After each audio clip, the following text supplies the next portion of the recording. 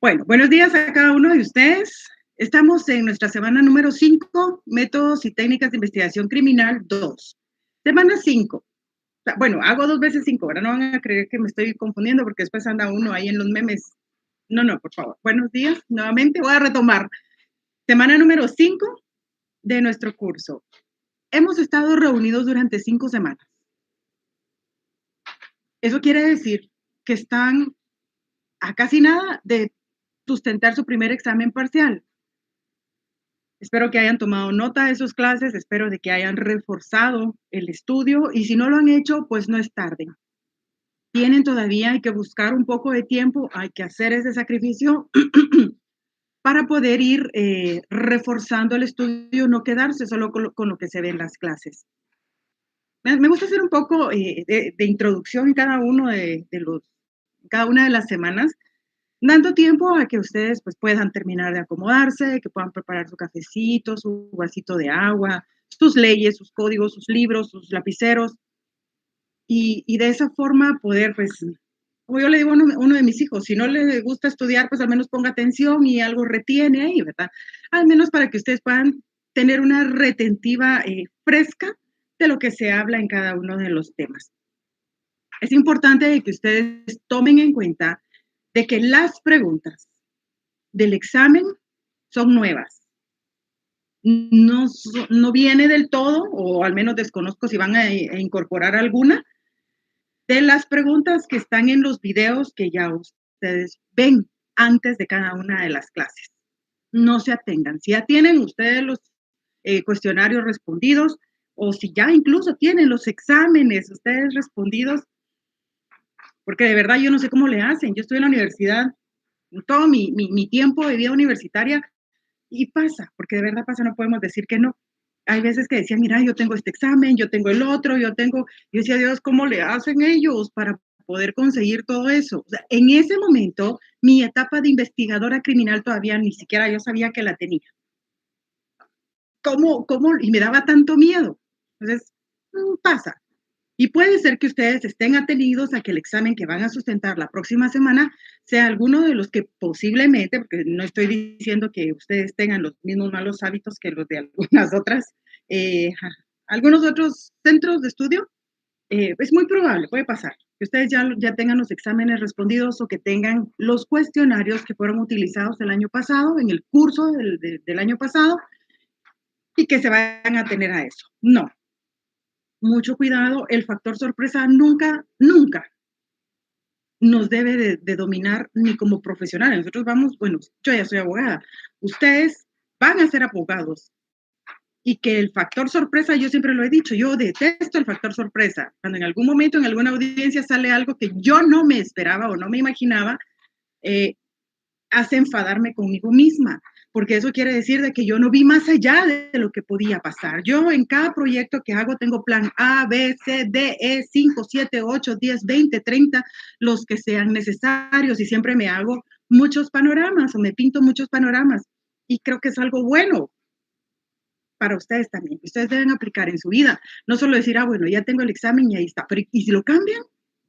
Ya, hay que ser en mente muy, muy rápido, muy ágil y a veces pues un poco mal pensado jurídicamente hablando, estudiantilmente hablando para ustedes. Entonces, no, por favor, no se van a tener, pero si ustedes quieren, ni modo, ustedes van a decir, ay, esa licenciada es envidiosa, seguro pues quiere que estudiemos o que repasemos sus clases, pero no, yo ya tengo ahí todo respondido. Ustedes son los que van a decidir. Pero si les he de decir de que las preguntas nuevas, nos requirió la universidad que hiciéramos, que de cada clase sacáramos tanto número de preguntas, con tanto número de opciones de respuestas, y yo creo que no lo piden por gusto, ¿verdad? Ahí fue donde nosotros nos pusimos, al menos yo me puse a pensar, lo analizábamos con mi compañero no solo de vida, sino también de trabajo, de docencia, de que seguro van a cambiar los exámenes. Entonces, por favor, estudien. Esta clase, ustedes dirán, ay, es tan de trámite, es tan sencilla, pero las respuestas pueden dar lugar a equivocaciones. No bajen su nivel de promedio, porque pues hasta donde yo sé, van muy bien en su promedio. Fíjense que yo les quería comentar, me llamó mucho la atención que en el curso uno siempre pasa aquí lista, uno siempre pasa asistencia y lleva el control en cada clase de los alumnos a quienes uno pues imparte sus cursos. Y de pronto ve uno que hay un montón de personas que uno ni siquiera vio, que uno ni siquiera contó en la asistencia. Pues ahí me falla mi punto lógico, jurídico, profesional y estudiantil, porque por más que hago cuentas, digo, no me cuadra. ¿Qué pasó aquí? Pasaba en la universidad también, en la mía, pasan todos, que hay personas que únicamente están presentes al momento del examen. ¿Van a lograr su objetivo? Sí, sí lo van a lograr. Pero ¿bajo qué calidad? ¿Qué calidad de profesionales van a ser ustedes? Y eso que digan, ay, en el camino uno se hace, sí, es cierto, en el camino uno se hace, pero uno ya lleva una buena base, uno lleva un buen, no sé, un buen fundamento para uno llegar con alguien y consultar, mire, disculpe, fíjese que tengo este caso, no sé si usted me puede orientar o usted me podría ayudar. Mi punto de vista es este, no sé si estoy mal. No va a llegar usted a que se lo solucionen, entonces mejor ceda el cliente. Y se los dije la semana pasada. Este curso, Métodos y Técnicas de Investigación Criminal, va íntimamente relacionado con derecho penal, procesal penal y con su práctica. Yo siento que, y siempre lo he dicho, cerrar pensum de, de, de derecho es fácil, es fácil, pero graduarse, pues no es tan sencillo. Aunque ahora con esto de lo virtual, pues se le dificulta menos a uno. Pero ¿qué calidad de profesionales van a ser? Yo siempre que oigo a compañeros y ustedes que dicen, ay, que fíjese que ya cerré y me voy a ir a otra universidad. O sea, no, ¿para qué va a perder usted ese plus, verdad? Yo no tengo la libertad de elecciones de cada uno de ustedes. Pero yo les cuento algo así muy, solo les cuento esto, para que vean la importancia de lo que uno va sembrando y cosechando a lo largo del tiempo. Tengo una amiga muy querida, muy querida. Y yo, pues cuando nos conocimos empezamos a ver nuestra papelería, porque trabajamos juntas en algún momento, y ya con el paso del tiempo le pregunté, bueno, ¿y usted de qué universidad es? De tal, me dijo. Bueno, le dije yo, sí, pues. Pero luego, no sé por qué razón, yo tuve a la mano su expediente, su currículum, y vi que ella efectivamente estudió en una universidad y se fue a graduar a otra. Y era mi amiga, de verdad era mi amiga. Y me dieron tantas ganas de ya no seguir siendo su amiga, porque me generó rechazo, o sea, se los digo de verdad, algo muy mío, yo soy muy radical en mis decisiones y es un error, un defecto mío. Cuando vi que era de ese lugar, egresada de ese lugar, no dijeron, no, y era una lucha interna que yo constantemente tenía porque decía, no, eso no tiene nada que ver, ella es mi amiga, es mi amiga, es mi amiga, por favor que no me afecte mi trato hacia ella,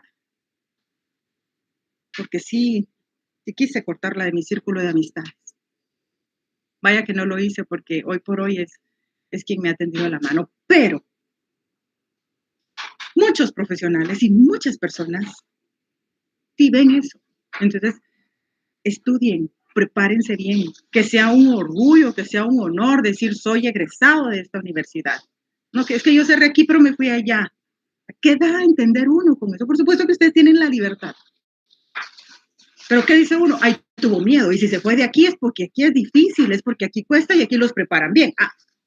Si se va acá es porque pues es menos difícil el asunto. No, estudien, prepárense bien. Si empezaron una cosa, como les digo a mis hijos, termínenla bien, háganlo bien. Así que bueno, tema para hoy, el investigador criminal. Les queda de tarea investigar de qué casa de dónde era egresada mi amiga. Son mentiras, no. El objetivo de la clase. Veamos nuestro objetivo de hoy. Bueno, después de la pequeña llamada, el llamado a reflexionar de ustedes, ¿por qué les digo esto? Pues están ya en el 10º semestre. Pues es difícil y cuesta, pero gradúense de su misma casa de estudios. Bueno, Vamos al objetivo de la clase. Como siempre, continuar en el desarrollo del programa, de nuestro programa de estudios, pero ahora enfocados al investigador criminal. Tenemos que ver o analizar la aplicación del método científico en el actuar del investigador y la importancia del trabajo que se realiza en el escenario criminal. Bueno, ¿por qué la importancia que se realiza en el escenario, del trabajo que se realiza en el escenario criminal? ¿Por qué? Porque ese es el punto de partida. Ese es el momento en el que el investigador va a, no sé, va a conectarse de una forma más íntima con lo que ocurrió en ese momento. O sea, si lo vemos de una manera un poco más popular, popularmente hablando, es como el adivinador. Ese es el que va a tener premoniciones en el escenario criminal. ¿Qué pasó? Somos como los medium, ¿verdad? Como los aquellos investigadores paranormales. Porque a la larga tienen que partir de nada, solo de lo que están viendo, de lo que ustedes están percibiendo en el escenario criminal, si tienen suerte de observarlo. Pero ¿qué pasa si no lo están observando y solo les están contando? O sea, veamos el trabajo, es así, de verdad, yo sí lo asocio mucho con esos que leen las cartas y que los adivinos, y que algunos son adivinos y otros son charlatanes, pero en cuanto al trabajo de la investigación, ustedes tienen que ser correctos y les va a tocar partir de un punto de adivinar qué es lo que pasó en el escenario criminal. Van a ver cómo estas intuiciones, porque de verdad el investigador, el verdadero investigador, el bueno, no se nace siendo investigador, sino que se hace investigador con el paso del tiempo, con el paso de la experiencia que va adquiriendo, con despertar ese olfato investigativo, que de verdad solo los años, solo el trabajo, solo la experiencia, pero el trabajo concienzudo va dando. Así que eso es lo que yo voy a tratar de que, es el tema que voy a tratar de desarrollar en esta clase, partiendo como siempre de la ley orgánica del Ministerio Público. ¿Por qué? Porque vemos que es el Ministerio Público el que por excelencia, por mandato constitucional, va a ser el encargado de dirigir una investigación. El Ministerio Público, nadie más. Se va a auxiliar, sí, de Policía Nacional Civil, del Ejército de Guatemala, se va a auxiliar de cualquier empresa autónoma, de cualquier empresa privada, entidad autónoma, semiautónoma, pero en sí, digamos que el papá de la investigación es el MP. Nos guste o no, pero es el MP. Y es por eso de que a mí me gusta mucho analizar en el tercer considerando de la ley orgánica del MP, indica que el nuevo Código Procesal Penal le asigna al Ministerio Público la función de investigar y ejercer la acción penal, lo que hace necesario emitir una nueva ley orgánica. Pero esto fue en 1900, no, probablemente es mejor, en 1994, la ley orgánica del MP, reformada recientemente en el año 2016. Pero ¿cómo inicia este tercer considerando? El nuevo Código Procesal Penal. Hoy por hoy ya no es tan nuevo. ¿Cuántos años va a cumplir? 32, 22, 12, 20. Va a cumplir 30 años. Como dirían allá en el pueblo de mis papás, anda en 30 años ya el Código Procesal Penal. Tiene 29. Relativamente joven. Bueno, sí, no. ¿Por qué? Porque durante 30 años hemos visto la aplicación de estas normas. Hemos visto cómo el Ministerio Público de un MP tan pequeñito, donde fue separado en funciones de la PGN, de la Procuraduría General de la Nación, ha ido creciendo y se ha vuelto un monstruo en cuanto a trabajo investigativo que hace. Y aún así falta mucho que hacer. Lo hablábamos en clases anteriores. Ya tiene presencia en cada uno de los municipios del departamento de Guatemala. Ya hay presencia. A mí me llamó mucho la atención. Ayer yo tuve que estar en un departamento y después del trabajo, pues hace uno rapidito el trabajo y se va a dar una su vuelta, ¿verdad? Entonces iba caminando por las calles cuando dice a alguien una señora que estoy segura no era ni siquiera estudiante de ninguna carrera, ¿verdad? Y decía, ay no, bien, bien, bien, es que sí, hay que sacar a la Consuelo. Y yo decía, ¿será que esta señora sabe realmente quién es esta persona a la que ella está mencionando con mucho desaire? Porque quiera que no, merece respeto. Todos merecemos respeto. Pero cuando ustedes tengan sus títulos como estos que ven aquí atrás de mi pared, me voy a hacer un poquito más para atrás. No, bueno, sí me gusta lucirlos porque son mis títulos y me ha gustado. Me costó mucho. Bueno, están los de mi esposo también ahí. Cuando ustedes vean, tiene letras, le dice todo, ¿verdad? Que le está otorgando el título, el diploma y que pide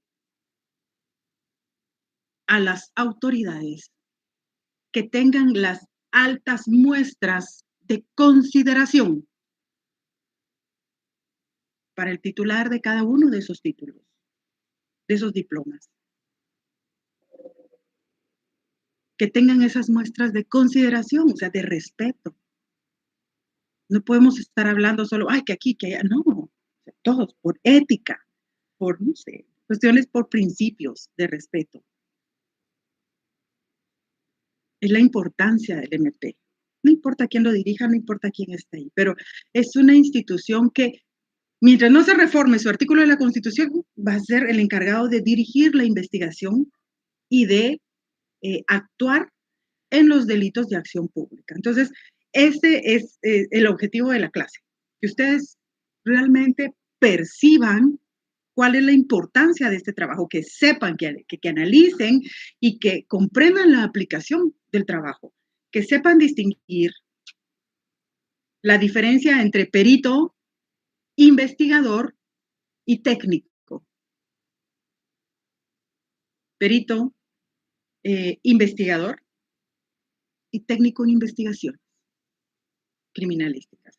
Y vamos a ver que no únicamente el Ministerio Público tiene sus investigadores, no únicamente el Ministerio Público tiene sus técnicos, también hay otra entidad del Estado que tiene su propio cuerpo investigativo y que es muy importante, que son muy preparados, pero que lamentablemente se han visto un poco relegados en cuanto a sus funciones.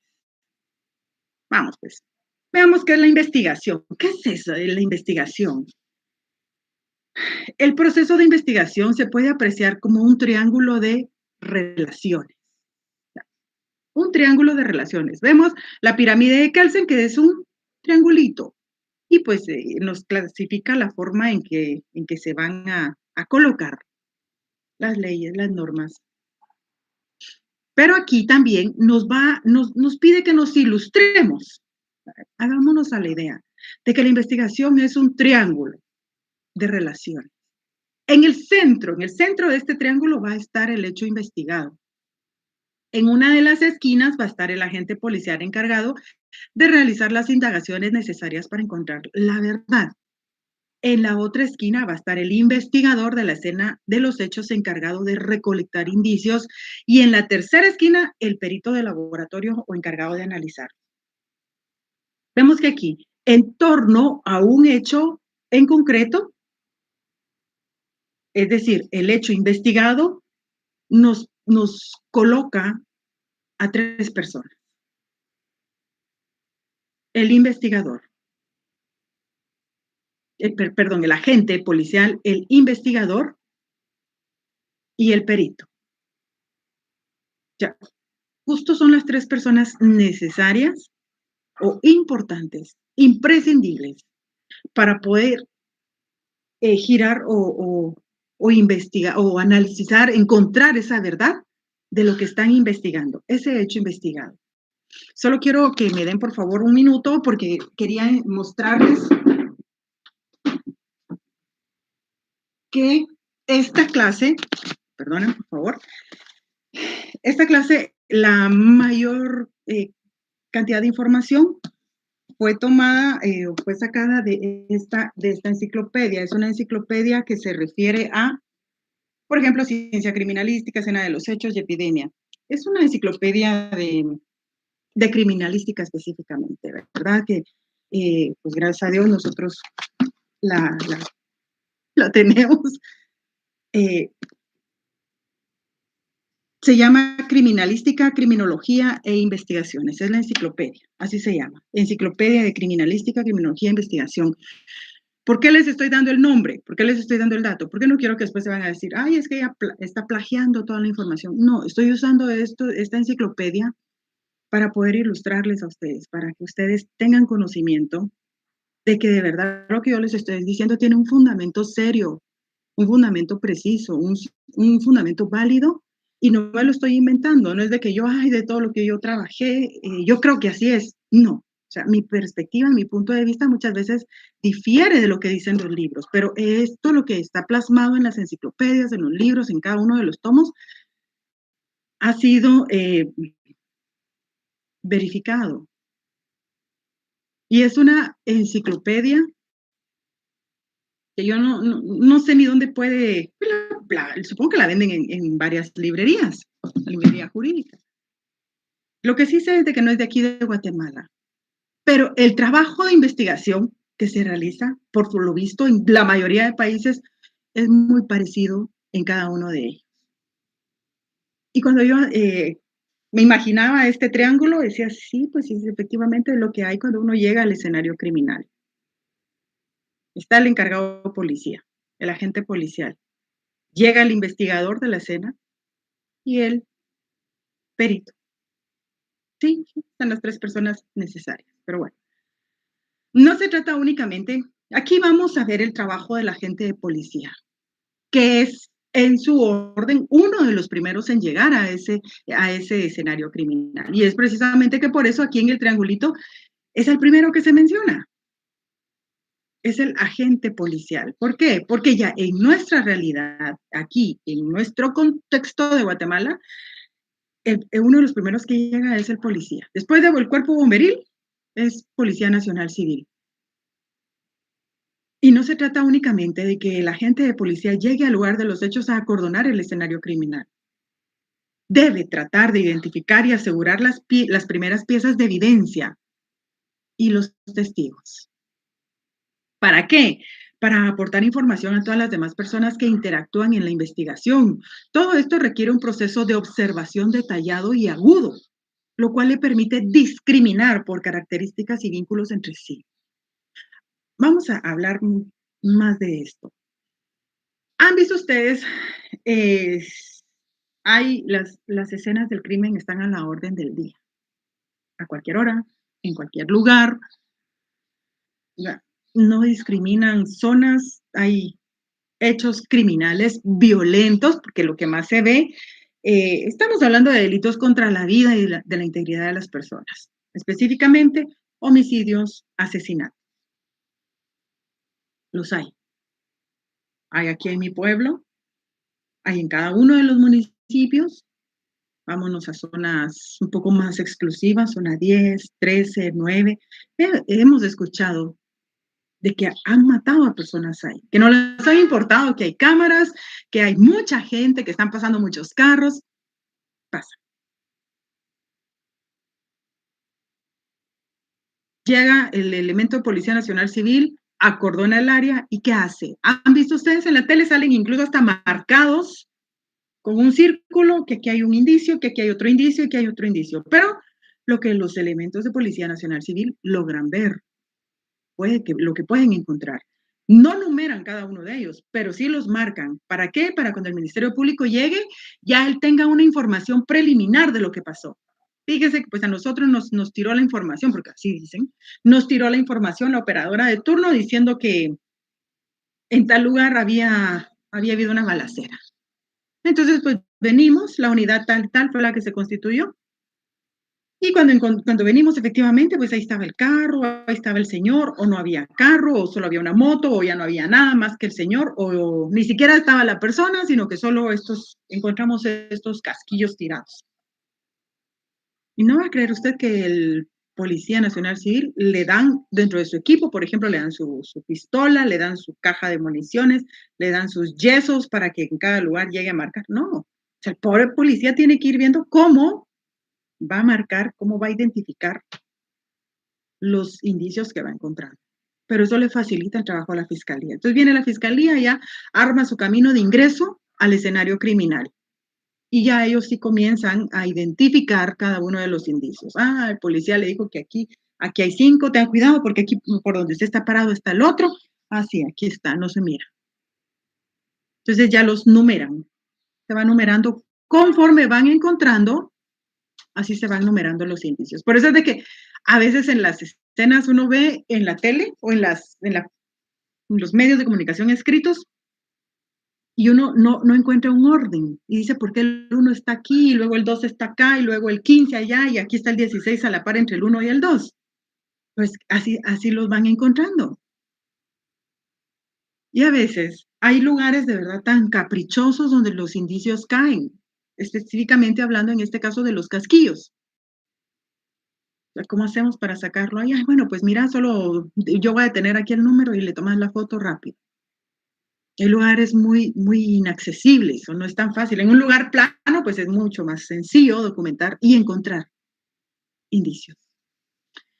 Yo recuerdo que hablaba con un compañero, con un conocido, que él había ido a un escenario criminal donde había habido una explosión, pero no se sabía si había sido a propósito o había sido un accidente, y hubo una explosión. Y resulta que cuando llegaron, vieron que el cuerpo, pues agarraron el cuerpo y estaba, la cabeza se había deshecho y habían restos de cerebro, de masa encefálica, me decía él. Había masa encefálica por todos lados, entonces tuvimos que conseguir una palita y ahí pues juntamos todo y lo metimos al tacuche, dicen ellos, a la bolsa de cadáver. Pero fíjese, me dice de que no nos percatamos porque como el cuerpo estaba tan deshecho que no llevaba una mano. O sea, en la explosión, pues el cuerpo también sufrió muchos daños y no llevaba una mano. Pues así dijimos, de plano se deshizo, se fue al INASIF. A las horas le llamaron de la policía diciéndole que en un árbol había una mano. Entonces, que tenían que ir a traer. O sea, que de plano en la explosión, la mano, pues fue tal vez no sé, un movimiento de defensa, fue lo que hizo que fuera lo primero que se desprendiera del cuerpo. Entonces salió volando con la explosión y quedó en un árbol. Llegó el policía y le dijo, ¿qué hacemos? ¿Cómo lo marcamos o cómo acordonamos aquí el área? No, le dijo él, ahorita llegamos nosotros. Solo quédese usted custodiando ahí, por favor. Y resulta de que efectivamente cuando llegaron a ver estaba la mano ahí en el árbol. ¿Sabe? Porque la búsqueda de indicios, lo vimos en el semestre pasado, usted tiene que ir sectorizando. ¿Qué va a pasar? ¿Va a cometer errores? Por supuesto que los va a cometer. Va a pasar. Ocurre. Tampoco uno es perfecto. Hay momentos, hay situaciones de tensión en las que uno lo que quiere es salir del lugar. Y efectivamente, este lugar en el que estaban procesando la escena del crimen, yo le decía, ay Dios mío, no solo la tensión de tener que regresar a ese lugar donde el Ministerio Público y la policía no son nada bien recibidos. Ay, mire, me dice usted, yo de verdad iba, yo decía, Dios mío, ¿por qué no vimos de una vez la mano? Pero pues el árbol es frondoso y en algún momento el aire tal vez movió, no sé qué pasó. Fueron a recoger la mano, fueron a traer la mano. Y luego se hizo la orden de traslado únicamente por la mano. Ven que en la práctica es necesario ser muy observador. Pero aquí esta presentación, lo que nos plasma la enciclopedia, nos dice que requiere un proceso de observación detallado y agudo. O sea, ojo de águila, o sea, un ojo superpoderoso. Pero no solo va a observar usted con los ojos, o sea, tal vez va a parecer, sé, risible. Tiene que poner atención en su entorno a los sonidos, a los olores, a lo que se percibe en el ambiente. Y aquí habla de esta palabra muy dura y que incluso podría ser hasta constitutivo de delito, pero dice, le permite discriminar por características y vínculos entre sí. O sea, en su observación, la primera persona que llega al escenario criminal va a decir, ¿quién me puede dar información? ¿Quién será testigo? ¿Quién habrá observado? Y esa misma función de su trabajo la experiencia que le otorga ese trabajo va a decir, no, no, esta viñita de plano no viene, esta viene pasando ahorita, este señor no, aquel muchacho que está allá, tal vez sí. Le voy a ir a preguntar, mire usted que vive por acá o estaba pasando por acá, ¿cómo se enteró? ¿Qué pasó? Para que cuando ella llegue, la persona encargada de dirigir la investigación sepa más o menos lo que pasó. Obvio que desde que la unidad de monitoreo le da la información, le da la voz de alerta, le da la instrucción de que hay que constituirse a un escenario criminal, ya tiene antecedentes, ya sabe, mire, creo que pasaron disparándole o no sé, o le pasaron tirando una bomba. Gracias a Dios ustedes eso ya no ha pasado, pero hubo un tiempo en el que las personas estaban atacando, ya las estructuras criminales estaban atacando de esa forma, tirar bombas de fabricación casera a sus objetivos. ¿Para qué? Para asegurar de esa forma la muerte, para asegurar su objetivo, ya fuera de matar, de amedrentar, de, no sé, de lograr que las personas, el resto viera y cometieran ellos su objetivo. Pero vaya que ya no, calmaron eso. Entonces, vemos aquí que el elemento de Policía Nacional Civil, los trabajadores, los policías, tienen un papel muy importante, porque al llegar al escenario criminal, no van solo a acordonar, el acordonamiento es para proteger el escenario criminal. Tiene que identificar y asegurar las primeras piezas de evidencia y los testigos. Por supuesto que encontrar un testigo en una escena de crimen es bastante complejo. No imposible, pero sí muy poco probable. La investigación. Bueno, toda investigación criminal, aquí hago énfasis de la investigación criminal. ¿Por qué? Porque pues ustedes harán su tipo de investigaciones. Yo he sabido de compañeros, no voy a pasar lista todavía porque veo que no están conectados todos. Hay compañeros que dicen, se hacen trabajos de investigación. Bueno, lo hacen. Pero eso no es una investigación criminal. ¿Por qué? Porque la investigación criminal tiene como finalidad allegarse del material probatorio, haciéndolo por medio de 3 fases. ¿Cuáles son estas fases que lleva la investigación criminal? Recopilación de los indicios en lugar de los hechos, cuerpo de la víctima o en el sospechoso y en los testigos. Ahí es donde va a poder recopilar información, recabar, juntar sus medios de investigación para poder determinar qué pasó, para poder llegar a esa verdad histórica, para llegar a esa verdad real. Porque en un proceso, al momento de que hay un sindicado o una persona ligada a proceso o ya está sentada en el banquillo de los acusados, ella tendrá su propia verdad, tendrá su propia versión de los hechos, tendrá su justificación, su argumentación, pero también lo va a tener la fiscalía. Entonces, el juez se va a encontrar o el tribunal se va a encontrar ante 2 versiones, ante 2 verdades. Yo siempre lo he dicho, él tiene su verdad y usted tiene su verdad, pero ¿cuál es la válida? Ay, mire el juez, yo aquí le digo lo que tengo y él le dice lo que tiene y lo que pasó y allá usted, ¿a quién le cree? Entonces, para poder llegar a demostrar su verdad, es importante la forma en que va a recopilar los indicios en el lugar de los hechos. Bueno, lo hemos visto, el escenario criminal, pero ¿y en el cuerpo de la víctima? ¿Cómo qué indicios se pueden encontrar en el cuerpo de la víctima? Hay tantos. El Instituto Nacional de Ciencias Forenses es un órgano auxiliar de la justicia, del sistema de justicia, muy amplio, pero que a la vez se queda muy corto. Siento que por cuestiones de presupuesto no logra despegar como de verdad quisiera, porque está muy bien preparado. Tiene personas muy capaces, muy capacitadas. ¿Cómo qué, indicios va a encontrar usted en el cuerpo de la víctima? Víctima. Recuerdo de que en uno de los casos que yo tuve, hubo una niña que encontraron tirada y que en su momento dijeron que había sido, secuestrada,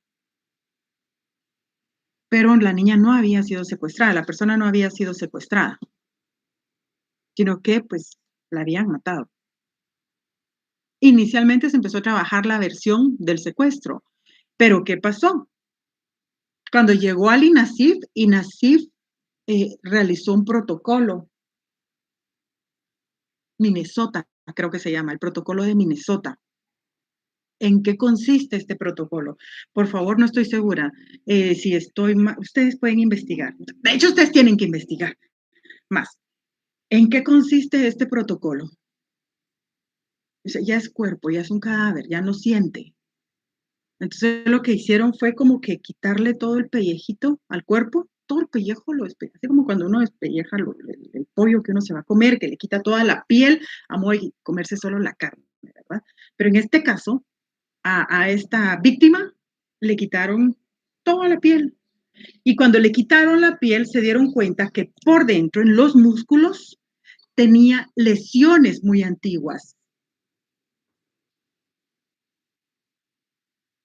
Este protocolo permitió que el perito investigador, que a la larga se volvió como parte fundamental de la investigación que se estaba realizando, se percatara que a simple vista la víctima no presentaba mayores lesiones, pero sí internas. Incluso pudo determinar que la víctima en su momento le habían quebrado una costilla y que la costilla había sanado sola. Sea, el cuerpo de la víctima o aquí, como lo establece esta presentación, le va a dar a usted muchos puntos de partida. ¿Y qué pasó? Bueno, pues vieron que ya cicatrizados en el músculo, en la carne de la víctima, habían como patrones de mordida, ya, que alguien muerde.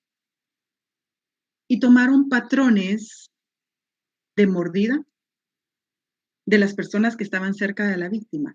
Y ese patrón de mordedura coincidió con una persona, entonces que la persona que fue sujeta al proceso fue condenada, pero vamos a eso. El cuerpo de la víctima aquí fue, por así decirlo, el escenario criminal que, que, que dio, que originó esa prueba reina, prueba científica. ¿Qué otra pericia se puede trabajar en el cuerpo de la víctima? O sea, y así pase de todo. ¿Qué pasa si usted se rasca? Rásquese, usted rásquese ahorita, rásquese rásquese sus brazos, rásquese su rostro. ¿Qué queda entre las uñas? Restos de células epiteliales. Esa carnita que uno no ve, ese pellejito que uno se quita cuando se rasca. Pero que si ahorita a mí me quitaran las uñas, van a encontrar células epiteliales compatibles con mi ADN. A las víctimas, a los cuerpos de las víctimas, cuando ya de verdad no, o sea, es parte de los protocolos que realiza INASIF, les corta las uñas. ¿Para qué? Para ser enviadas al laboratorio y que el laboratorio encuentre ADN, que busque ADN en cada una de las uñas. ¿Por qué? Porque puede que la víctima en su momento de defensa haya aruñado a su agresor, a su victimario. ¿O qué pasa como en el caso que yo les decía la semana pasada del que iban a sobreseer y luego, pues, ordenaron acusar y me lo pasaron a mí, me lo asignaron a mí? La víctima tenía cabello en la mano, tenía cabello, o sea, donde quiso defenderse, le logró arrancar un poco de cabello a su victimario. O sea, el cuerpo de la víctima también, en este caso, nos marcó el punto de partida de la investigación.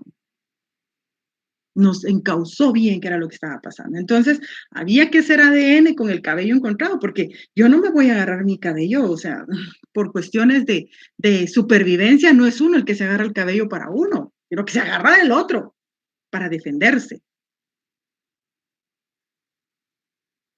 pero estamos hablando de un cuerpo sin vida, una investigación en un cuerpo sin vida. ¿Qué investigación o cómo van a recopilar indicios ustedes en el cuerpo de una víctima en un delito de violación? De una víctima viva.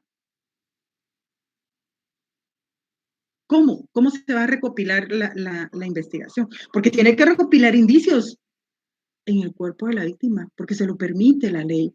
De hecho, si usted quiere hacer un buen trabajo, quiere tener un buen resultado, debe de ser muy concienzudo o concienzuda, muy meticuloso en el trabajo que va a realizar. Dirán un hisopado. Es obvio que va a ser un hisopado en el área genital. ¿Para qué? Para encontrar restos de fluidos corporales, de cualquier tipo de fluido corporal. Pero ¿qué pasa si el victimario fue muy cuidadoso y no dejó fluido corporal en el cuerpo de la víctima? También realizan peinados púbicos. Un peinado púbico le va a determinar, le va a ayudar a determinar si hay material genético, o sea, un vello ajeno a la víctima, cuyo ADN sea distinto del de la víctima. Pero también nos dice que debemos de recopilar indicios en el sospechoso. ¿Cómo así? ¿Cómo así? En el sospechoso. Sí, claro, lo mismo que va a hacer en la víctima va a ser en el sospechoso, con la diferencia de que el sospechoso no le va a colaborar tan fácil. Pues el sospechoso le dice a usted, mire, le voy a hacer un sople aquí en el alcoholímetro. No. Escupa aquí. No. Orine aquí no. O sea, es más difícil.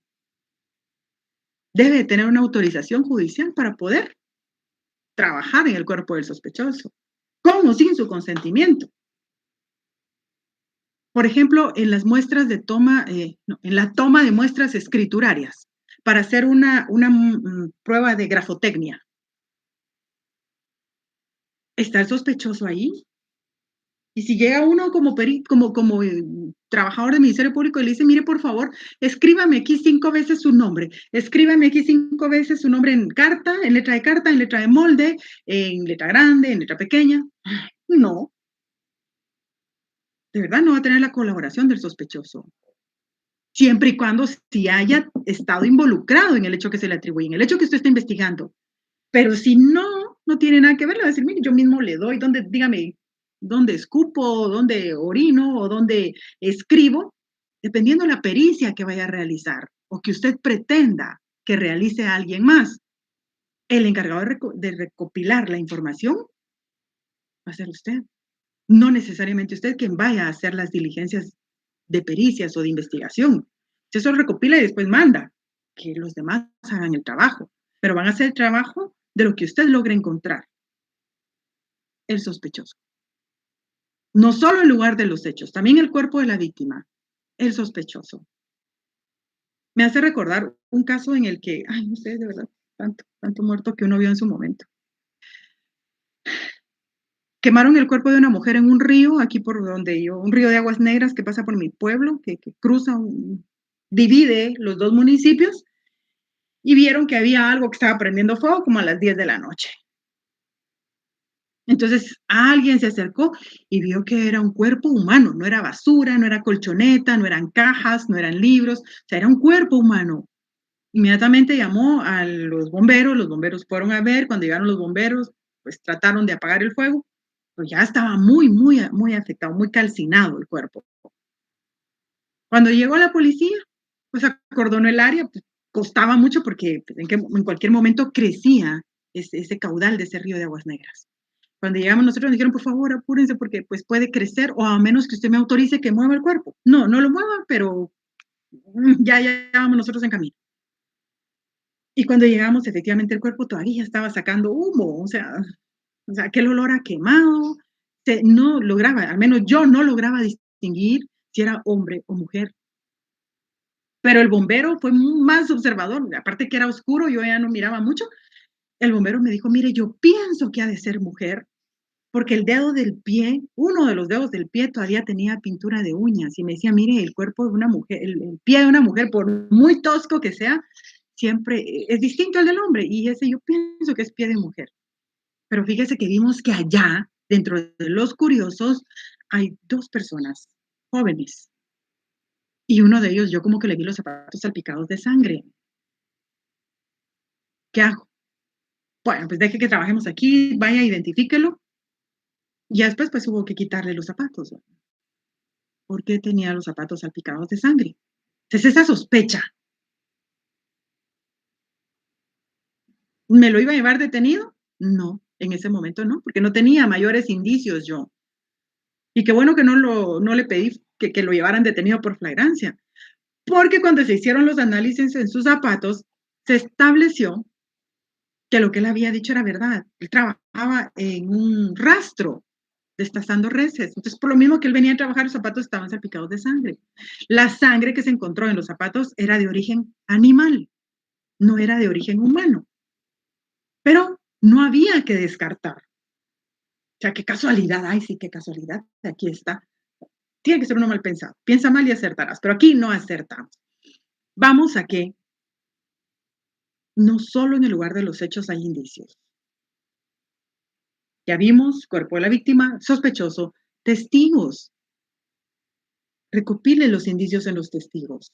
Dependiendo lo que el testigo le esté diciendo, eso le va a despertar a usted ese morbo investigativo para poder ver si es cierto, si es mentira, si solo es de esos testigos que quieren llamar la atención, de esas personas que quieren llamar la atención, si es una persona que quiere desviar la atención también.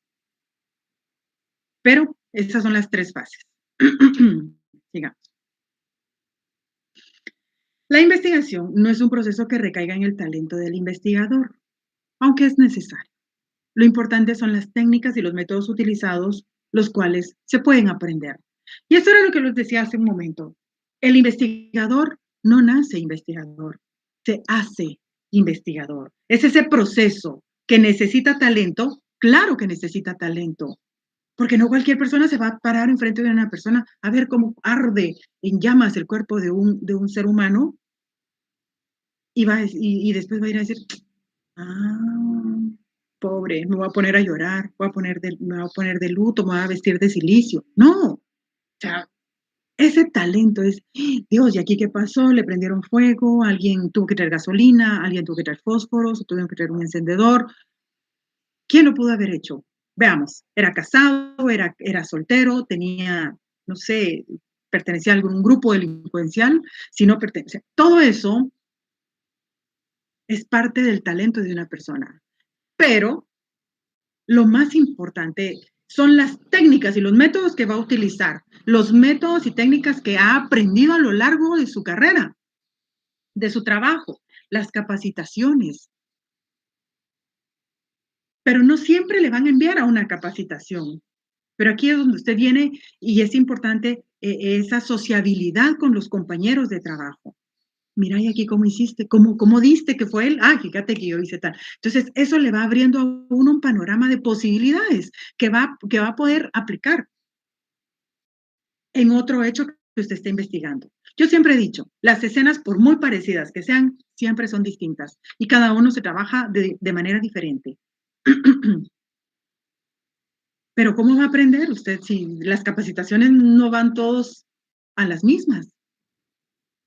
Va un grupo hoy a otro a esta, o puede que le hayan asignado a usted esta y ya no vaya a la continuación de esa capacitación, pero sí fue su compañero.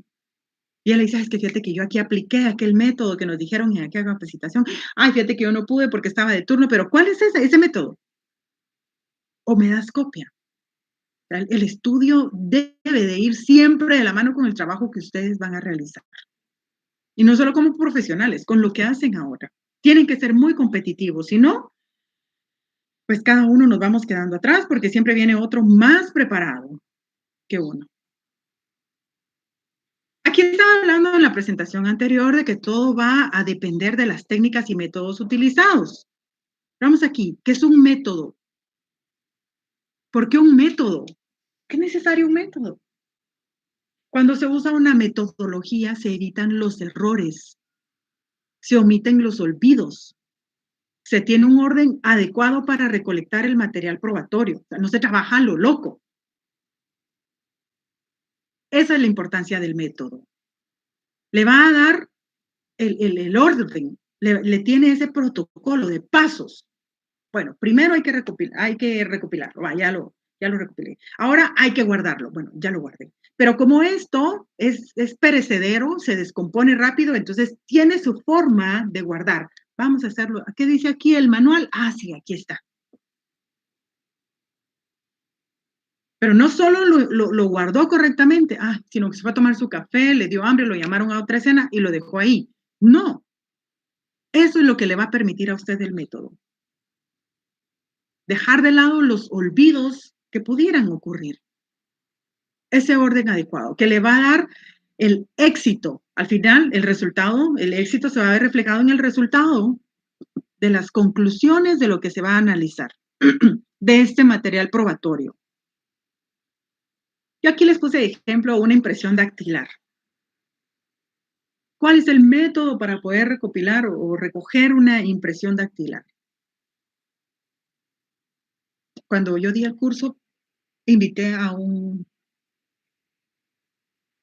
dos veces he dado este curso presencial, y pedí favor a mis compañeros DICRIS que llegaran al MP y se montó una escena y ellos pues trabajaron y les explicaban cómo, incluso llevaban su equipo, pero lamentablemente hoy no se puede, entonces tenemos que remitirnos a la doctrina. Me hacía 3 cruces al inicio del curso, decía, ¿cómo voy a trabajarlo el área práctica? Y hasta aquí de verdad hoy por hoy, pues no sé. Porque quisiera que ustedes vieran cómo es ese trabajo, por 2 razones. Porque es un trabajo muy complicado, muy complejo y muy importante. Para hacer esa conciencia de que cuando a veces hay mucho tráfico porque están trabajando los DICRIS ahí, y dice uno, la gran, ¿y para qué? Si no logran nada, toda la vida la misma cosa, solo para hacer tráfico. No, el trabajo de ellos es determinante en cada uno de los escenarios criminales. Y siempre lo he dicho, son los que menos ganan. Son los que ganan muy, muy poquito para todo ese trabajo que tienen que hacer. Y que lo tienen que hacer bajo condiciones de sol, lluvia, sereno, granizo, no importa, a cualquier hora del día. ¿Qué pasa si dejaron yo recuerdo de que, la gran, hace como un mes tal vez, en una de las zonas de la capital dejaron un carro abandonado con 3 cuerpos adentro. No me acuerdo si eran 3 o 1. Pues igual, uno que dejen, un cadáver adentro de un carro. Lleva demasiado trabajo. Tiene que proteger el vehículo y buscar impresiones dactilares que sean útiles.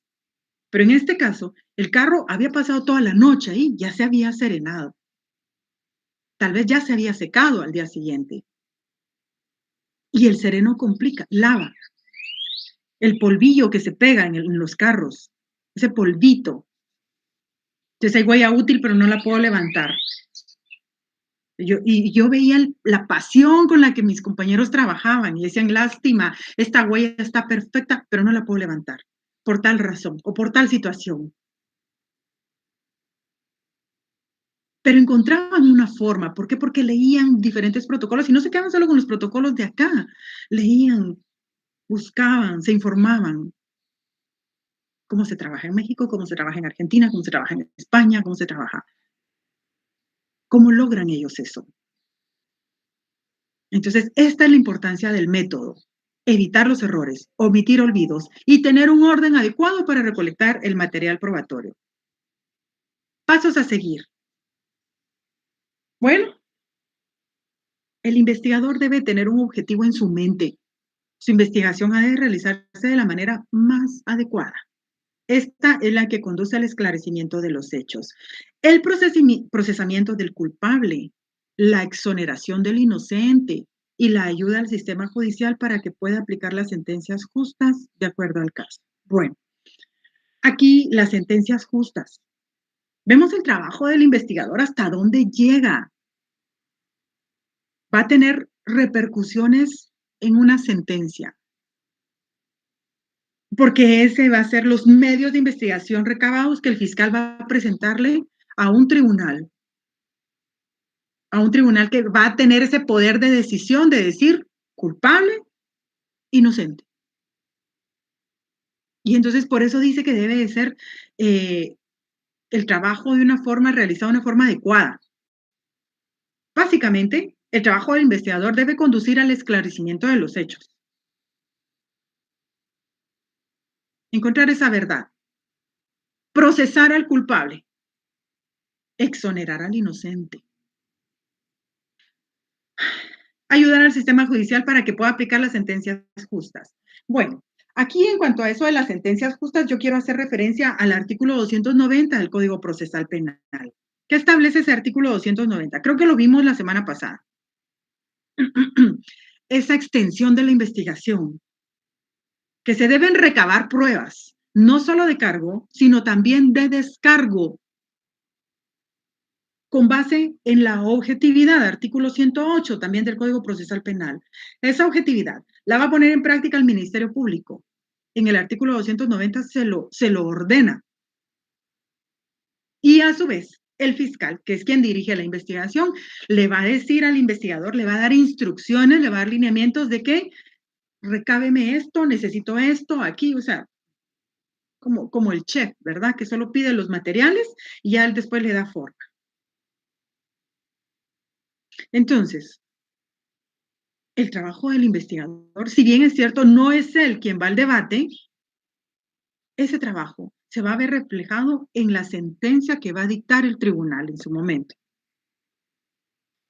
Para lograr el paso de la teoría a la práctica, es necesario que el investigador tenga en cuenta una serie de aspectos fundamentales. Probar que se ha cometido un delito, identificar a la víctima, individualizar al sospechoso, probar la manera en que el sospechoso cometió el delito, localizar al delincuente y probar la culpabilidad. Esto es lo que va a lograr el investigador. Pero no se puede quedar solo en lo que, por ejemplo, lo que dicen los libros. No. Tiene que pasar de esto a una realidad, ya cuando tiene la persona procesada. Pero debe tomar en cuenta estos aspectos fundamentales, que se ha cometido el delito. Aquí yo resumo esto en aquellas preguntas que se tiene que hacer todo buen investigador. ¿Quién? ¿A quién? ¿Qué? ¿Cómo? ¿Cuándo? ¿Dónde? ¿Y por qué? Sencillo.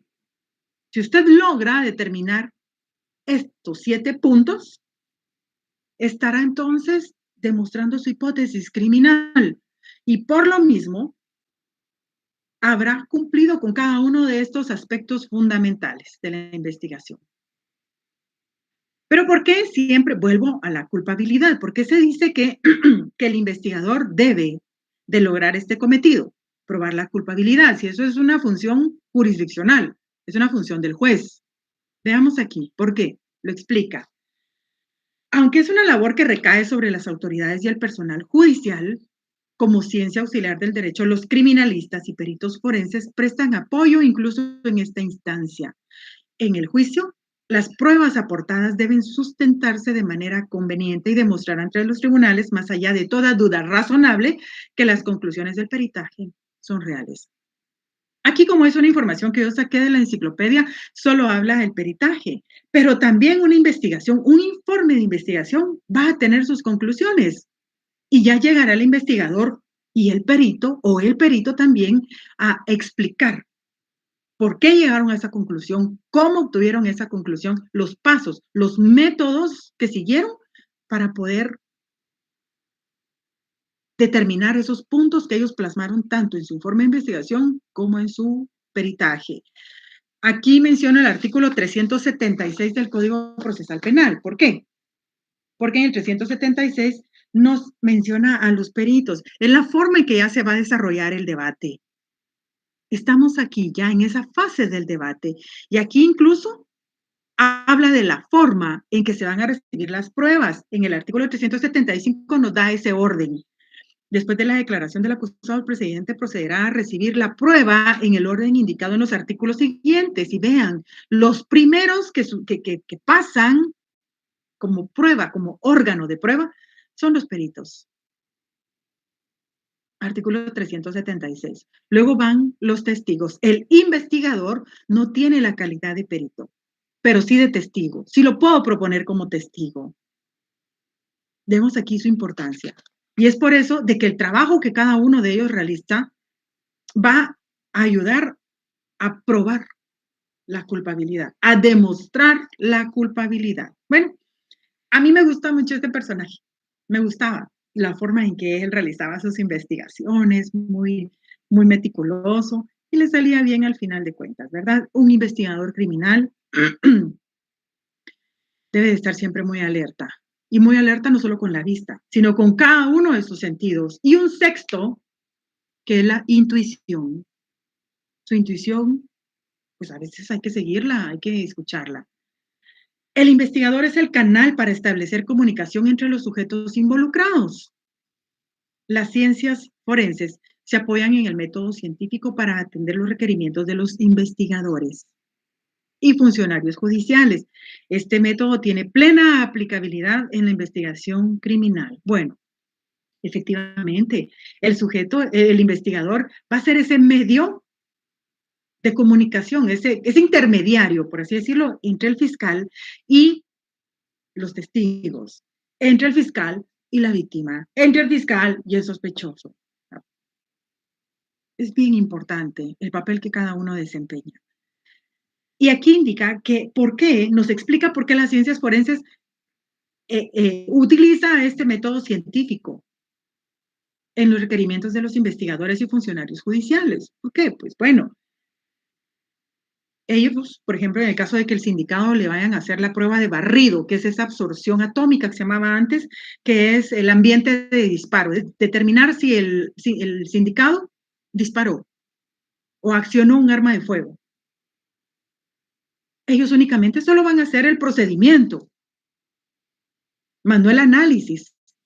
El análisis lo van a tener que hacer los peritos y para eso deben aplicar el método científico, analizar ya de una forma más profunda e inequívoca para poder tener un resultado concreto. Participantes del proceso de investigación criminal.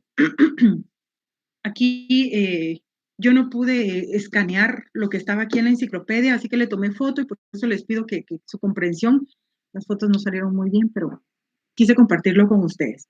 Los participantes del proceso de la investigación criminal. En un proceso de investigación está presente el fiscal. Su rol va a dirigir la investigación. El investigador va a copiar información, eso, recabar información. El criminalístico encuentra las evidencias, dice aquí, encuentra los indicios. Y el forense es el que va a analizar la información. Entonces, fiscal dirige, investigador, vean que hay diferencia entre investigador y criminalístico, aquí es investigador y técnico criminalístico. Son diferentes. El investigador va a recabar información, se pierde entre el escenario criminal sin contaminar el mismo. En tanto que el criminalístico, el técnico criminalístico, va a marcar los indicios y los va a guardar para remitirlos al INACIF y ya aquí el forense va a analizar esta información. ¿Qué es acopiar? Vemos aquí, les quise poner la definición porque vemos que el investigador, que es el sujeto, en su rol de acopiar información, y es reunir en gran cantidad provisiones, juntar, reunir o acumular. Entonces, el investigador es el que va a acumular la información. Veamos aquí otra presentación. Este es un cuadro comparativo entre el método científico y el método de investigación criminal. ¿Qué diferencia hay? O cómo se aplica cada uno de estos. El método científico plantea el problema. El método de investigación criminal plantea una noticia criminal. El método científico observa el fenómeno. La investigación criminal observa el lugar de los hechos. Método científico recolecta datos. El método de investigación criminal recolecta evidencias. El método científico analiza e interpreta información. El criminal analiza e interpreta evidencias. Aquí es el único punto que tienen en común ambos métodos, el científico y el de investigación criminal. Ambos elaboran hipótesis. Ambos se plantean su posibilidad de lo que pudo haber ocurrido. El sexto, pues también es para ambos. Verifican hipótesis. También tanto el científico como el criminal deben elaborar y verificar su hipótesis. El método científico genera leyes. El método de investigación criminal le va a generar la teoría del caso. El método científico pues va a concluir en un juicio crítico, en tanto que la investigación criminal, el método de la investigación criminal va a concluir en un juicio oral. Esta es la diferencia, ese es el método científico y el método de investigación criminal. Este es el cuadro comparativo. Ven ustedes una manchita por ahí en juicio oral. Pues se me regó un poco de tinta en la enciclopedia y casi muero cuando vi que eso ocurrió. Ya no pude rescatar, no lo pude limpiar. Manchó buena parte de las hojas de mi libro. Pero bueno, ser investigador criminal implica el desarrollo de habilidades y competencias propias de los investigadores científicos, sumado a las necesarias para sobrevivir en un hecho hostil y no en un laboratorio. Los investigadores criminales han de sortear los intereses y las subjetividades que se presenten por parte de los victimarios y las víctimas para direccionar la investigación, aunado a las presiones por resultados de sus propias agencias. Ven aquí, es lo que yo les digo, el trabajo que ellos hacen es bien difícil, es bien duro. Ser investigador criminal implica el desarrollo de habilidades y competencias propias de los investigadores científicos, pero aquí se tiene que sumar las necesarias para sobrevivir en un hecho hostil y no en un laboratorio. La sociedad, allá afuera, la calle, diría una película, son hostiles. Es duro, es difícil. Ir a investigar, ir a ubicar a un testigo en una zona roja, en un barranco, en un asentamiento. Porque déjeme decirle que no solo los investigadores desarrollan su olfato investigativo, también los miembros de las organizaciones delincuenciales, los integrantes de estos grupos criminales, desarrollan ese olfato para ubicar policías, para ubicar investigadores del Ministerio Público, para marcar los carros en los que ellos llegan. Ellos conocen los vehículos. Este es el ambiente hostil al que son sometidos los investigadores. Y tienen que hacerlo. ¿Por qué? Pues porque quiero resultados. Así de sencillo. O sea, ellos no están sentados en un laboratorio, solo analizando, analizando, analizando. Tiene que tener ese talento, esa pasión por el trabajo que hace. De ir a la calle, de sentir esa adrenalina, de ver que está trabajando ese escenario criminal y que le dicen apúrese porque hay escuchas y se sabe que van a ir a llegar a disparar a todos los que estén trabajando esa escena del crimen. Rápido, fuera. ¿Y si usted está en el fondo de un barranco? Y si usted está ahí reunido con el grupo, pero ya le había dado instrucciones a su investigador que fuera a marcar testigos, que fuera a buscar otras cosas, y salen todos y el investigador se queda. O sea, es ese ambiente hostil, de verdad. Sí, sí lo entiendo, lo comprendo y lo comparto. Y aquí indica que han de sortear intereses de las subjetividades que se presentan por parte de los victimarios y las víctimas, porque a veces la propia víctima, en su afán de no querer continuar colaborando con la investigación por mil razones, va a desviar la investigación. Ay, mire, no, mejor, yo creo que fue aquí, yo fue allá. Y si solo le está enviando a un ambiente muchísimo más duro, no solo el que no es, sino más difícil, y encima es el requerimiento del jefe, ¿verdad? Del encargado. Se le concede el plazo de 24 horas para que rinda el resultado de la investigación realizada. Y el pobre no ha salido ni de 24 horas del barranco. No ha salido de ahí. O no le ha regresado el alma, porque ya al bajar la adrenalina ya uno dice, Dios mío, ¿qué hice? ¿Qué estoy haciendo? Estoy loca porque trabajo en esto. Pero luego analiza y dice que de verdad le gusta, que no viviría sin eso. Pero bueno. El rol del investigador criminal es fundamental, pues las debilidades de la investigación criminal se evidencian en el aumento de los niveles de percepción de inseguridad, impunidad, entre otros. Sin embargo, las buenas prácticas pocas veces serán reconocidas. Esto es muy cierto. A veces los investigadores llegaban con nosotros y me decían, fíjese, licenciada, que usted me dijo que fuera a entrevistar tal testigo, pero dice que no, porque igual va a salir libre. ¿Qué pasó la vez pasada y que salió libre? Entonces no quieren. Es esa sensación de inseguridad, de impunidad que ya la sociedad completa tiene. Dice, no, ¿para qué me voy a poner yo en el ojo del huracán? ¿Ves? Si le disparó a aquel, si mató a aquel, ¿no va a venir a hacer algo a mí por hablar? Entonces, son todos estos retos a los que se enfrenta el investigador. Y estoy hablando del investigador, no del técnico. Hay que hacer esa diferencia. El técnico solo va a la escena del crimen y recaba los indicios allí. El investigador llega a la escena del crimen y tiene que buscar fuera de ese escenario criminal.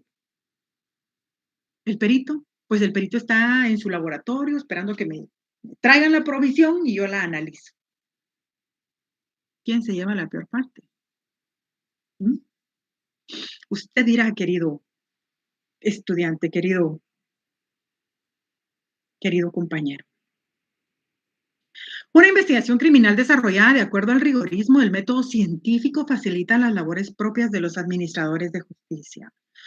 Le permitirá al juez tomar una decisión fundada en elementos objetivos que soportan los embates de una audiencia en la cual, en virtud del principio de contradicción, la parte en contra de la cual se presenta tratará de desvirtuar. Bueno,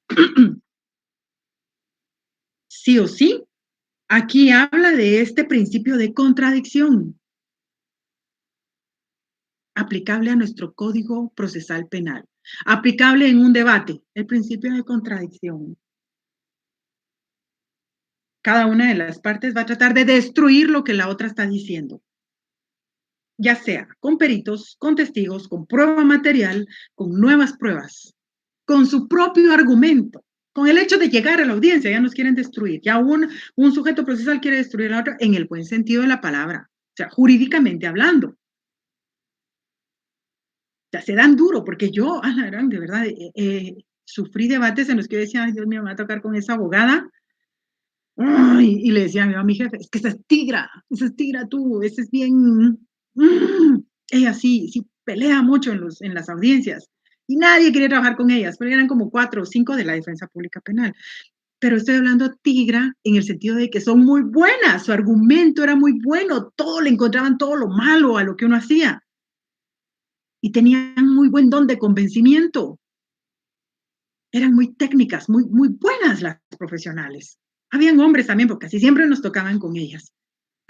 Yo miraba a fulana, otra vez con ella, sí. Ay, pero no le hagas caso, tú en lo tuyo.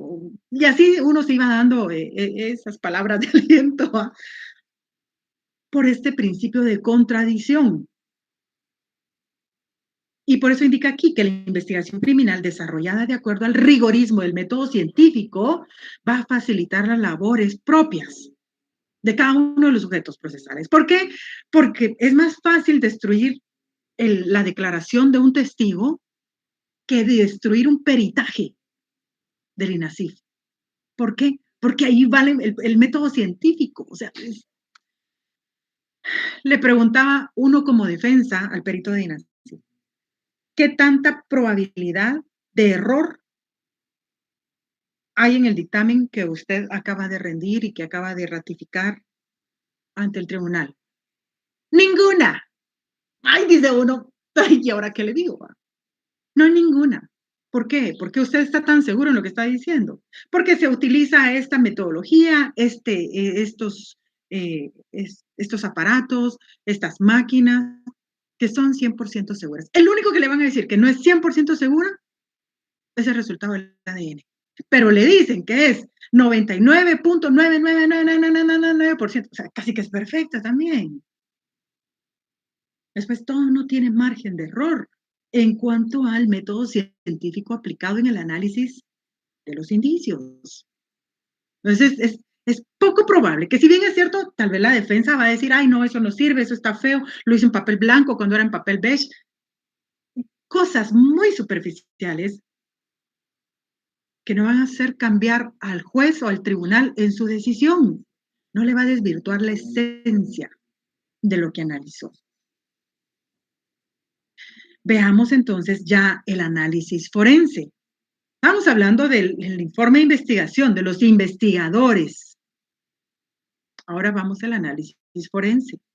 Es el proceso formal que se encarga de recoger, analizar, preservar, presentar a través de técnicas y herramientas la información, de tal forma que el investigador forense digital pueda entregar un informe en donde presente los hallazgos de manera lógica y con un sustento claro de lo que desee demostrar. Vemos aquí entonces de que el análisis forense va a ser ese peritaje. Son las conclusiones, creo que es el momento para pasar lista. Son las conclusiones inequívocas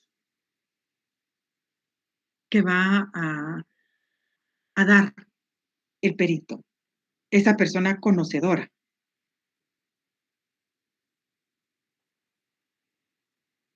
Esa persona que tiene la expertise, la preparación, la capacitación para concluir que lo que analizó, que lo que se le remitió, que lo que analizó es lo que él está diciendo en su conclusión y no hay más. Entonces se puede describir el proceso de análisis forense a través de las siguientes fases, las fases del análisis forense.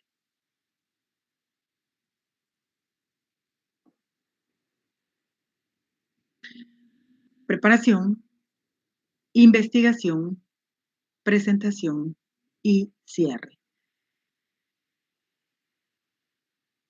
Análisis forense, esto es tomado de la enciclopedia, el Instituto Nacional de Ciencias Forenses, y por eso, pues, con base en la doctrina, estoy haciendo esta presentación.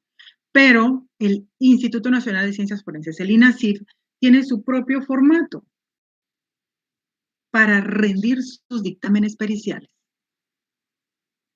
Puede diferir un poco en la doctrina, pero, pues, doctrinariamente hablando, primero se prepara, se investiga, se presenta y va al cierre, va a la conclusión del trabajo analizado. ¿Pero qué es investigación?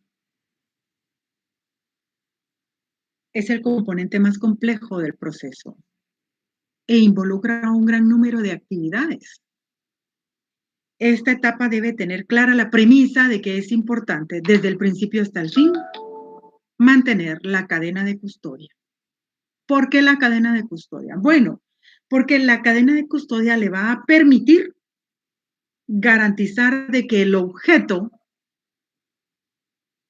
que usted esté diciendo que encontró en el escenario criminal es el mismo y que no ha sido cambiado, que no ha sido sustituido, que no lo confundió, que no porque venía de una escena donde había casquillos, le va a quedar duda de si usted los revolvió o los revolvimos, si esos eran los de zona 0 o los de la zona A, si los invirtió. No, la cadena de custodia le va a permitir demostrar su verdad. Por eso indica que aquí que el componente más complejo del proceso es la investigación. Lleva muchas actividades, no solo una, no solo voy, recojo los indicios y ya, no, debo dar un resultado de lo que estoy encontrando. ¿Qué es cadena de custodia? Bueno, la custodia de los indicios deberá ser llevada estrictamente para que en el momento de hacer entrega de los indicios a las distintas oficinas se tenga un orden lógico y enmarcado en el ámbito jurídico y así validar su manejo. ese orden lógico, legal, que me va a permitir garantizar, demostrar que estoy manejando, que estoy manipulando bien cada uno de esos indicios. No se embala igual un casquillo que las muestras de saliva encontradas en una escupida en el suelo en un escenario criminal. No se va a embalar. ¿Qué va a hacer usted si encuentra en un escenario criminal un vaso con líquido? O sea, usted puede decir que es agua, pero si no es agua, y si es agua con 40 grados de algo, y yo caigo ahorita, me muero. ¿Cómo embala usted esto? Ah, me voy a llevar el vaso, tiren el líquido, me llevo el vaso. O no va a guardar lo que hay adentro. No, no va a oler. Si usted agarra el vaso y huele, está dejando sus impresiones dactilares en el vaso y tal vez está borrando la de mi victimario. ¿Cómo se trabaja? Cada una de esas técnicas se las dan la teoría y la práctica. Y cada una debe llevar su cadena de custodia. ¿Por qué? Porque ¿qué pasa? No estoy diciendo que así sea, que el técnico que está en la escena del crimen, ay, se murió la licenciada, seguro fue el esposo y el esposo es mi gran amigo. Pero si le echó veneno al agua o a lo que está tomando, o no es agua, no es licor, sino que es cloro, por ejemplo, cloro. No huele, pero ay, de repente tira el líquido y le echa agua pura. Pues ¿para qué? Para que al analizarlo se vea que es agua pura. Debe de garantizar por medio de la cadena de custodia de que lo que usted está diciendo es cierto, que está escrito en piedra y que con base en el principio de contradicción, la defensa no le va a votar, no le va a anular ese trabajo que hizo en el escenario criminal. Debe tomarse en cuenta que el análisis forense es realizado únicamente por peritos del Instituto Nacional de Ciencias Forenses. Tiene su propia ley, la ley del INACIF. Estamos frente o versus a la investigación criminal. La investigación criminal aquí en Guatemala se realiza conforme el Manual de Normas y Procedimientos para el Procesamiento de la Escena del Crimen, edición 2013, porque no ha habido otra que haya sido más reciente. Es esa la que se utiliza.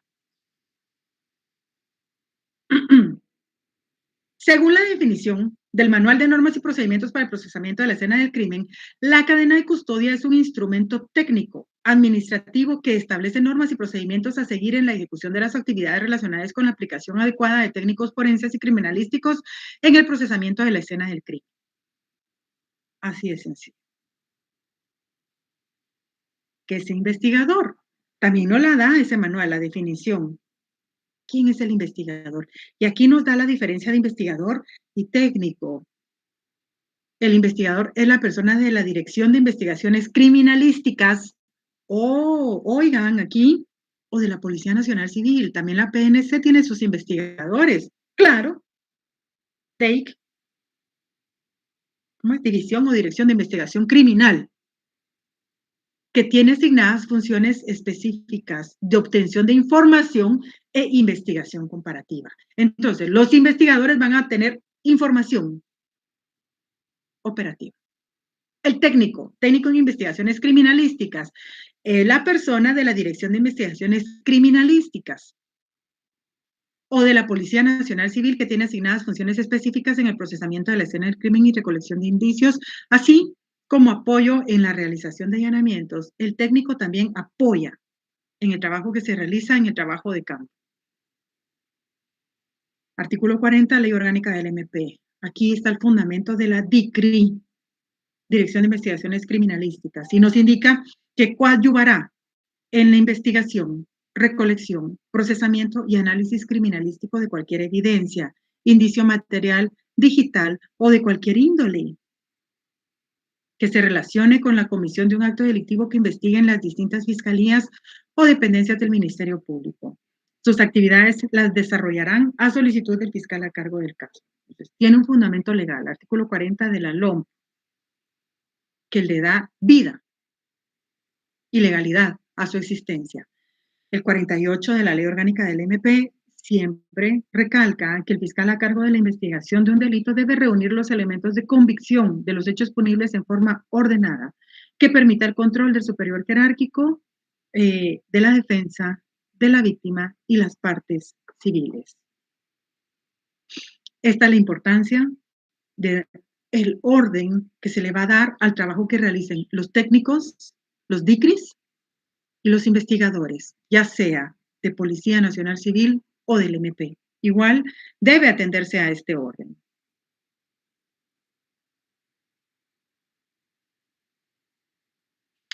Para que un fiscal tenga éxito en el diligenciamiento del expediente, los elementos de convicción recabados son proporcionados en gran porcentaje por los investigadores y técnicos en investigaciones criminalísticas, ya sea de Policía Nacional Civil o del MP. El éxito de esta sentencia condenatoria depende del trabajo que ellos realicen. Son esas abejitas que salen a buscar y luego lo traen a la abeja reina. ¿Para qué? Para que sea ya, en este caso, el fiscal encargado del caso, quien diga, esto me sirve, esto no me sirve, esto sí sirve, esto no sirve, o todo me sirve y yo ya lo envío a donde tenga que ser. Ellos realmente realizan ese trabajo de campo. ¿Y por qué vemos el éxito de ellos reflejado en ese trabajo de campo? El artículo 343, el último párrafo del Código Procesal Penal. De igual forma, se procederá para el ofrecimiento de prueba de los sujetos procesales. Esta investigación que se ha realizado es la prueba dentro del proceso penal. Y una vez que se ha ofrecido la prueba, el juez resolverá inmediatamente y admitirá la pertinente y rechazará la que fuera abundante, innecesaria, impertinente o ilegal. En este momento procesal es cuando se establece la calidad de la investigación realizada por técnicos e investigadores. Bueno, no podemos tener clase práctica, pero sí he tratado de ilustrarles con algunos ejemplos la forma en que las pericias, los métodos y técnicas que utilizan los investigadores, tanto del MP como de la Policía Nacional Civil, pueden ponerse en práctica en cada uno de los hechos, al menos en los que yo tuve parte directa. Espero haber servido de algo en cuanto a esta información proporcionada. Agradezco su atención. Les deseo mucho éxito en el resto de su jornada estudiantil y en el resto de su semana. Les envío un fuerte abrazo. Muchas gracias por el tiempo prestado. Hasta luego.